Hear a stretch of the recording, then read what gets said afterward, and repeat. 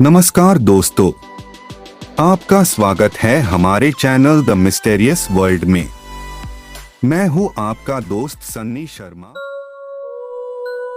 जो रहते हैं उजालों में, जो रहते हैं अंधकार में, जो रहते हैं शब्दों में, जो रहते हैं निशब्द में, जो रहते हैं ब्रह्मांड की शून्यताओं में, जो रहते हैं पृथ्वी के परिपूर्णताओं में, जो रहते हैं बच्चों की किताबों में, जो रहते हैं साधु के रुद्राक्ष में।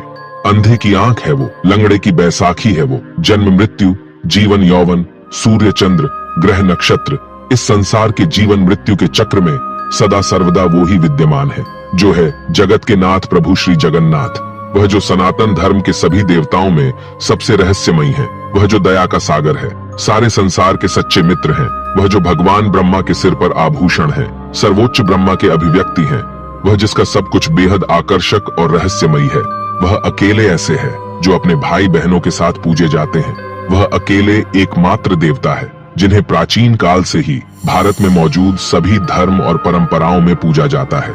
आदिवासी उन्हें नीलमाधव के रूप में दावा करते हैं, हिंदू उन्हें भगवान विष्णु या भगवान कृष्ण के रूप में मानते हैं, जैन उन्हें जीनानाथ मानते हैं, बौद्ध उन्हें बुद्ध मानते हैं। वह है जगत के नाथ प्रभु श्री जगन्नाथ। पुरी का श्री जगन्नाथ मंदिर एक हिंदू मंदिर है जो भगवान जगन्नाथ को समर्पित है। यह भारत में उड़ीसा राज्य के तटवर्ती शहर पुरी में स्थित है। जगन्नाथ शब्द का अर्थ जगत के स्वामी होता है। इनकी नगरी जगन्नाथपुरी या पुरी कहलाती है। इस मंदिर को हिंदुओं के 4 धामों में से एक माना जाता है। यह वैष्णव संप्रदाय का मंदिर है जो भगवान विष्णु के अवतार श्री कृष्ण को समर्पित है। इस मंदिर का वार्षिकोत्सव रथ यात्रा प्रसिद्ध है। इसमें मंदिर के तीनों मुख्य देवता भगवान जगन्नाथ, उनके बड़े भ्राता बलभद्र और बहन सुभद्रा, तीनों 3 अलग अलग भव्य और सुसज्जित रथ में विराजमान होकर नगर की यात्रा को निकलते हैं। मध्यकाल से ही रथ यात्रा का उत्सव बड़े धूमधाम से मनाया जाता है। इसके साथ ही यह उत्सव भारत के बहुत से वैष्णव कृष्ण मंदिर में मनाया जाता है। रथ यात्रा निकाली जाती है। यह मंदिर वैष्णव परंपरा और संत रामानंद से जुड़ा हुआ है। यह कौड़िय वैष्णव संप्रदाय के लिए महत्व रखता है। ऐसा माना जाता है कि सतयुग में इंद्रदयुम्न नाम के एक वैष्णव राजा रहते थे, जिनका राज्य अवंती से मालवा तक फैला हुआ था, जिसकी राजधानी अवंती थी, जो वर्तमान में आंध्र प्रदेश और राजस्थान है। भगवान विष्णु के भक्त होने के कारण हमेशा उनकी एक झलक पाने के लिए उत्सुक रहते थे। एक दिन एक यात्रा करने वाले भिक्षु उनके महल में आ पहुंचे। उन्होंने उग्रदेश यानी उड़ीसा के बारे में बताते हुए कहा कि विश्ववसु नाम का एक सब्र आदिवासी सरदार एक गुप्त गुफा में नीलमाधव के रूप में भगवान विष्णु की पूजा करते हैं। वे इसके बारे में सटीक स्थान या अन्य जानकारी नहीं दे सके, लेकिन राजा इंद्रदयुम्न भगवान विष्णु को देखने के लिए बेचैन हो गए। तब वह उग्रदेश का पता लगाने और विश्ववसु को खोजने की उत्सुकता हुई। उन्होंने महल के मुख्य पुजारी के भाई विद्यापति को आदेश दिया कि वह नीलमाधव की खोज करें। विद्यापति जो पहले ही कई देशों की यात्रा कर चुके थे, उन्होंने राजा के आदेशानुसार उग्रदेश की तलाश में निकल पड़े। विद्यापति बड़ी लंबी यात्रा के बाद उग्रदेश में पहुंचे। वह वहां के सब्र सरदार विश्ववसु से मिले। उन्होंने अपनी पहचान और उद्देश्य को छुपाते हुए उससे दोस्ती कर ली। वहां रहते हुए उनकी मुलाकात विश्ववसु की सुंदर युवा बेटी ललिता से हुई। जल्दी उन्हें प्यार हो गया। फिर उन्होंने गुपचुप तरीके से शादी कर ली। इसके बाद विद्यापति कुछ दिन अपने ससुराल में रहे। उन्होंने ससुराल में रहते हुए देखा कि विश्ववसु आधी रात को बाहर जा रहे थे, फिर अगले दिन लौट रहे थे। उनके शरीर से चंदन और कस्तूरी की मीठी सुगंध निकल रही थी। विद्यापति ने जब ललिता से उसके बारे में पूछा तो वह पहले तो टल गई, लेकिन कुछ देर बाद उसने अपने पिता के निर्देशों के खिलाफ खुलासा किया कि उसके पिता नीलमाधव की पूजा करने के लिए जंगल में एक गुफा में जाते हैं। विद्यापति इसी जानकारी की तलाश में थे। उन्हें यह जानकर बहुत खुशी हुई। वे गुफा का स्थान को जानने के लिए उत्सुक हो गए ताकि वह इसके बारे में राजा इंद्रदयुम्न को बता सकें। फिर उन्होंने ललिता से लगातार अनुरोध किया वे नीलमाधव को दिखाने के लिए गुफा की यात्रा की व्यवस्था करें। पहले तो ललिता ने यह कहकर मना कर दिया कि यह असंभव है, क्योंकि उसके पिता कभी सहमत नहीं होंगे। हालांकि कुछ झिझक के बाद उसने अपने पिता से इस संबंध में बात की। उनके पिता अपनी बेटी के अनुरोध को मानते हुए अनिच्छा से सहमत हुए।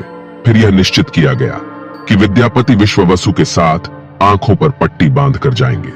नीलमाधव को देखने के बाद उसी तरह वापस लौट आएंगे। चतुर विद्यापति ने इस अवसर का लाभ उठाया। गुप्त गुफा के रास्ते को याद रखने के लिए चुपचाप अपनी लंगोट के कोने पर कुछ सरसों के दाने बांध दिए।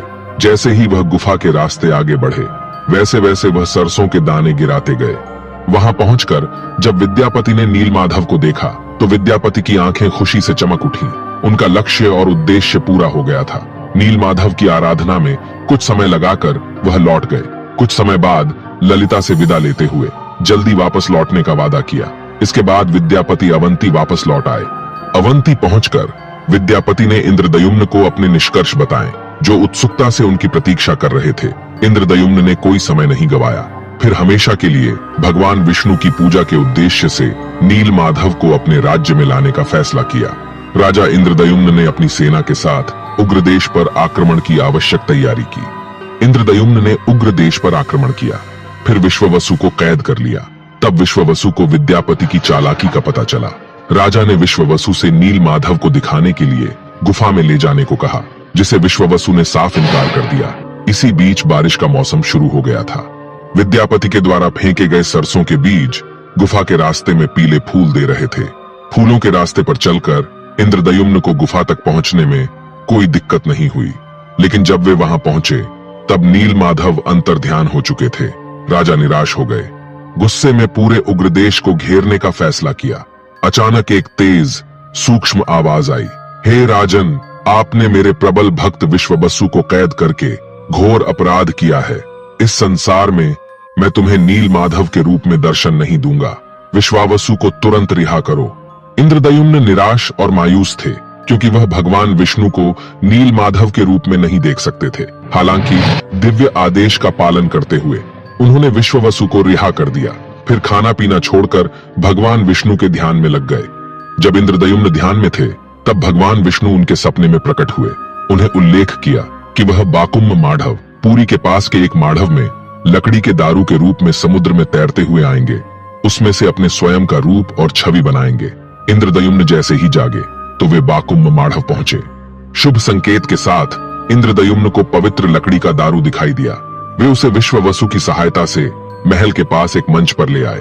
भगवान विष्णु की मूर्ति को तराशने के लिए कई अनुभवी बढ़ाई और मूर्तिकार को लगाया गया, लेकिन कोई भी भगवान विष्णु की छवि को तराश नहीं पाया।